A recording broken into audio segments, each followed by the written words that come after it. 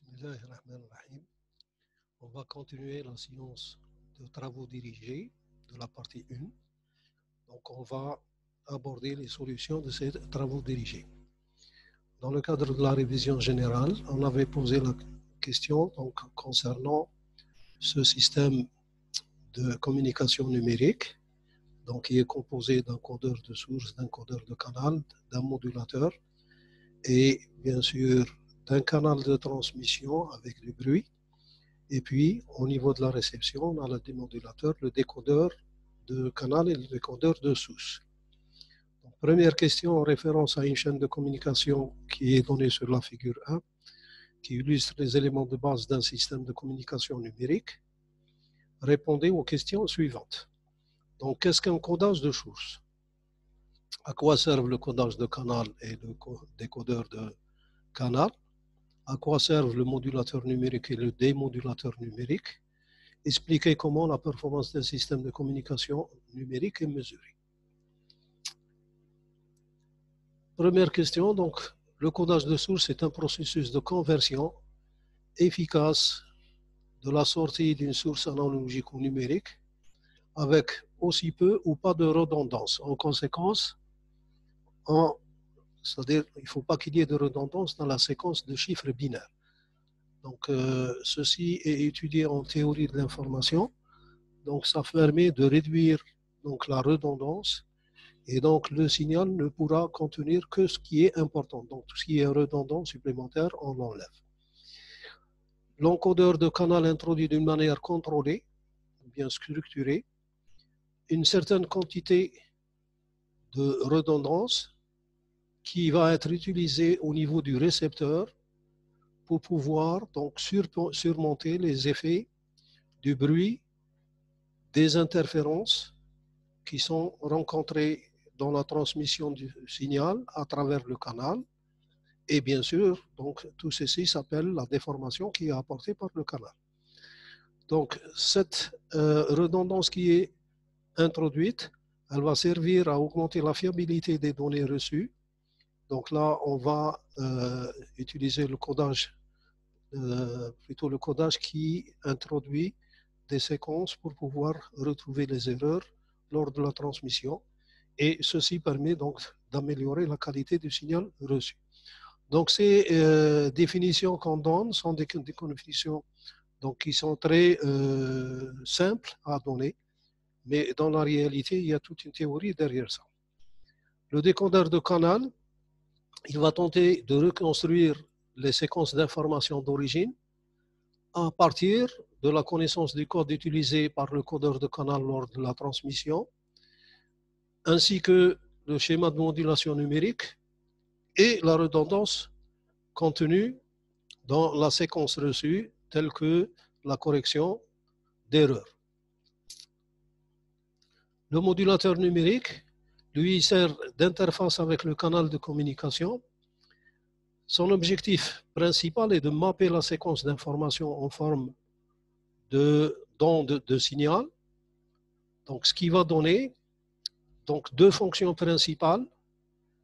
La transposition de fréquence, ça veut dire qu'au lieu de transmettre en bande de base, on va faire une transposition du signal en bande de base vers les hautes fréquences.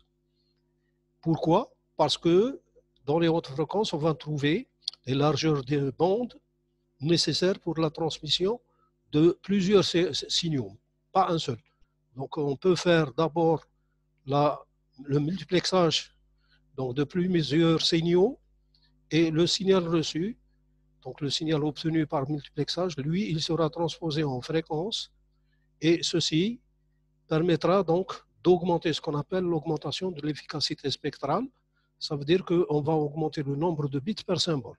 Donc si j'utilise une modulation donc MAQ4 ou bien MDA4, donc je vais avoir seulement 2 bits, mais si j'utilise la MAQ16, je vais avoir 4 bits par symbole et donc ça me permet d'augmenter l'efficacité spectrale ou bien le débit. Le démodulateur numérique traite la forme d'onde corrompue. Ça veut dire que c'est une onde qui a été transmise et lors de la transmission, elle est déformée, elle est atténuée Et en plus de ça, il y a du bruit qui va s'ajouter à cette forme d'onde. Et il réduit chaque forme d'onde à un nombre unique qui représente une estimation du symbole de données transmis. Ça, on l'a vu dans le cours. Donc, si ce nombre est quantifié en plus de niveaux que ceux utilisés dans le modulateur, le démodulateur est dit produire une sortie douce. Dans ce cas, le décodeur de canal est appelé décodeur à décision douce. Sinon, le démodulateur reproduit donc des erreurs. Les performances d'un système de communication numérique est généralement mesurée par la fréquence avec laquelle les erreurs se produisent dans la séquence d'informations reconstruite. La probabilité d'erreur de symbole est fonction du code de canal, donc du codage de canal, des caractéristiques de la modulation utilisée et bien sûr les formes d'ondes utilisées, ainsi que la puissance du signal émis et bien sûr les caractéristiques du canal. Par exemple, la puissance de bruit et les méthodes de démodulation et de décodage du canal. Donc, généralement, cette performance, elle est dépendante donc, des types d'équipements qui sont utilisés dans la chaîne et la façon de pouvoir donc, évaluer cette performance, généralement, cette performance, elle est mesurée par le taux d'erreur. Donc, le taux d'erreur sur les bits. Donc, ceci nous renseigne un peu sur la qualité de la transmission. Donc, il y a d'autres. Donc, cette partie-là, c'est une partie qui doit être développée dans le cours. Donc, on le fera dans la suite du cours. Et je vous montrerai comment on mesure la performance d'un système de communication en général. Les principales sources de bruit qui vont limiter les performances des systèmes de communication dans les bandes UHF et VHF, c'est la limitation dominante des performances des systèmes en termes de bruit en VHF. VHF sont le bruit thermique qui est généré par donc, le récepteur ou bien avant le récepteur. Donc, c'est généralement tous les bruits qui vont s'additionner et qui vont venir avec le signal et ils vont donc déformer le signal et le noyer. Donc, le bruit thermique est une caractéristique assez importante donc, à prendre en considération lors de l'évaluation des performances. Mais il y a aussi le problème du canal de transmission. Donc, le canal de transmission, si c'est une simple ligne ou bien un câble coaxial ou bien une onde radio qui va traverser donc, un système qui va traverser plutôt l'atmosphère. Donc, ces trois types de canaux seront différents et chacun aura donc son influence sur le signal reçu avant la démodulation. Donc là, expliquer en quoi stocker des données sur un disque magnético-optique équivaut à transmettre un signal sur une chaîne radio. On sait que le processus de stockage des données sur une bande magnétique ou un disque optique, il est équivalent à la transmission d'un signal sur un canal filaire ou sans fil. Le processus de relecture et traitement de signal utilisé pour récupérer les informations stockées, il est équivalent aux fonctions qui sont effectuées par un système de communication pour récupérer la séquence d'informations transmises. Donc vous voyez que si on stocke un signal ou bien si on le transmet, on fait presque les mêmes opérations et donc ça va donc donner une équivalence entre les deux procédés. Donc on va aborder maintenant le problème des avantages et des inconvénients du traitement numérique par rapport au traitement analogique. Donc si vous voulez faire une recherche sur le web, vous trouverez une discussion intéressante, bien que non technique, et elle est disponible sur ce lien-là. Donc ceci aussi fera l'objet, donc cette partie des avantages et des inconvénients, elle fera l'objet d'un cours que je vous donnerai donc, par la suite, donc au fur et à mesure qu'on va avancer dans le cours. un système de communication numérique, on dit qu'il n'accumule pas les erreurs. Pourquoi? Parce que si on raisonne dans le cas de la transmission numérique, donc dans le cas de la transmission numérique, on a ce qu'on appelle les répéteurs.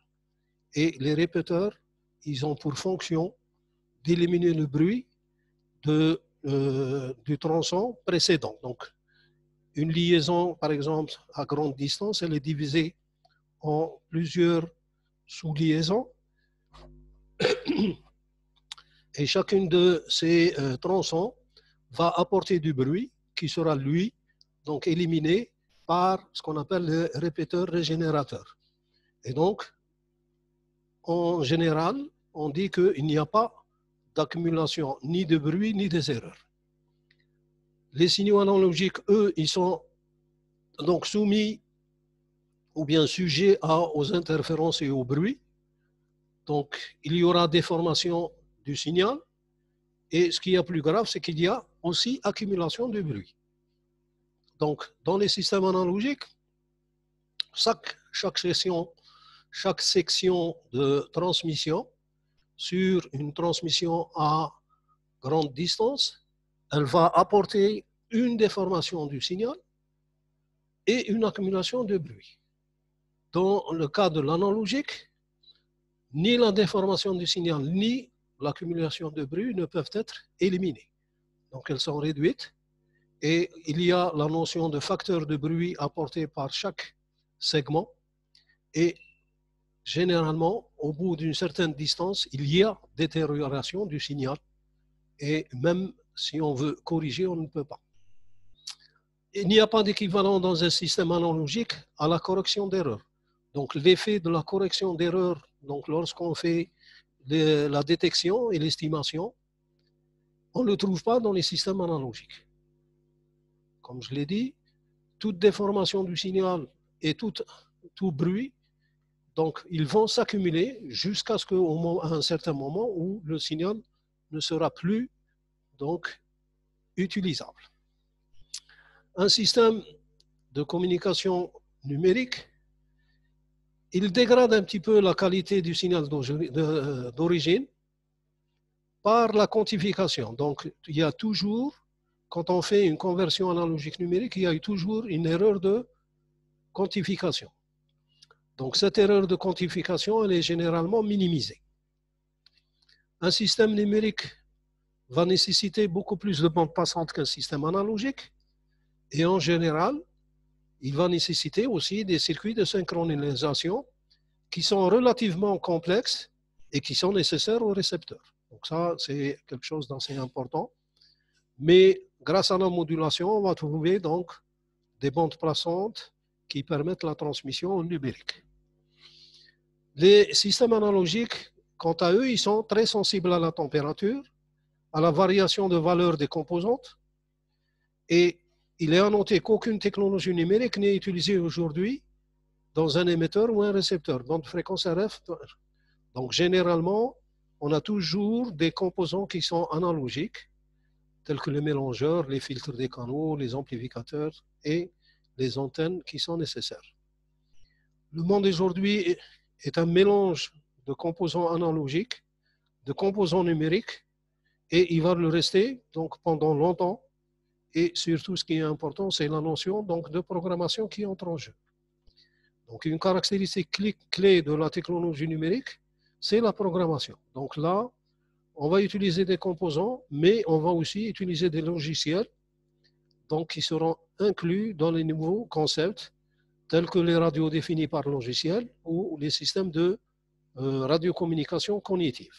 Donc là, on va utiliser beaucoup plus de logiciels et bien sûr, un peu de composants analogiques. Maintenant, on va passer à un autre point. Donc, on a vu les généralités. Maintenant, on va voir la transformée de Fourier et les fonctions de base. Donc, soit dans le premier exercice, soit deux sous-ensembles de fonctions. Donc, on va avoir une variable x avec, bien sûr, les coefficients de développement en série xn, où n est appartenant à grand N.